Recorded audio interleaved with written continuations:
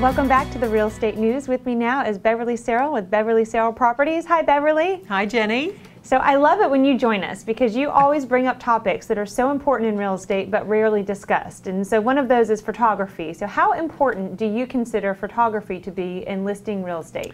Oh, well, okay, that's a great question. I would say the word that comes to mind is crucial. It's crucially important. You know, I was here a couple of weeks ago and we were talking about choosing the right listing agent for your property and how important the presentation of your property is to potential buyers and also to other agents. So what's the first thing that a potential buyer is going to see when they're scanning the internet in their search for a property? And that's not only the picture, but the primary picture. The number one picture that they'll see on that internet shot will either lead them to look for other pictures of the property and details or have them skip right on by to the next one. Now, can you give me some examples of maybe bad photography? Yes, I brought a few with me today, and we're good. going to be scrolling through those while you and I are talking. There'll be some do's and don'ts scrolling across the screen.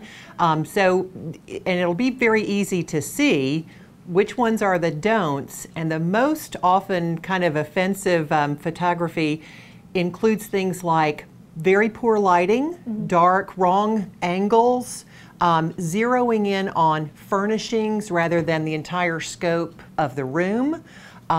Some photographs even have people in them or pets or a part of the photographer, his or herself, really over or underexposed photographs, bad angles of the sun, you name it, they run the gamut.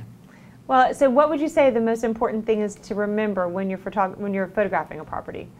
Well, I think the most important thing to remember is to hire a professional. So as you're a seller and you're thinking of listing your property and you're interviewing agents, and again, going back to the whole presentation that your listing agent is going to make of your property, talk to that person and make sure that they're going to hire a professional photographer. You know, I feel like I'm good at a lot of things, but I am not a professional photographer. I don't have the technical expertise. I don't have the equipment to do the right job. What I can do and do with all of our listings are professionally photographed, and I work with the photographer to set up the scene, to show the things that we want to show, focus in on the things that are good and positive things, and set the angles and the shots, and then make sure that we've shown the property to its best advantage. But I'm not a Photoshop whiz, and I want to leave that to the professional. Okay, now should the primary photo always be an exterior shot? Oh, that's a question that I'm very often asked, and the answer is almost always. Particularly with a single family home, and you have a great exterior shot and a very good angle, I would say always to promote that as your primary photo. If you have a single family home and you have a lot of trees, or for some reason, or maybe that's not the best attribute of your property, show a great interior photo first, but then go ahead and show your exterior as maybe a second photo. It's a little bit less important with a villa. If you're talking about a villa or a condo here, you know, the Villa Mare building is the same in every shot. Heritage villas all pretty much look the same from the exterior. With a villa or a condo, I say go with maybe a great view shot or a great interior to view shot. Okay, now before we wrap up, do you have a final real estate don't?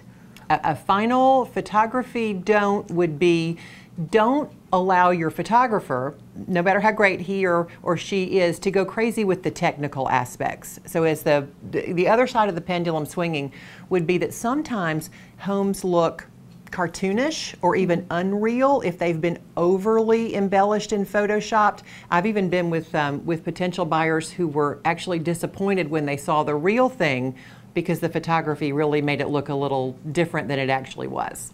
Well, as always, Beverly, so much helpful information. Thank you so much for your time today. You're welcome.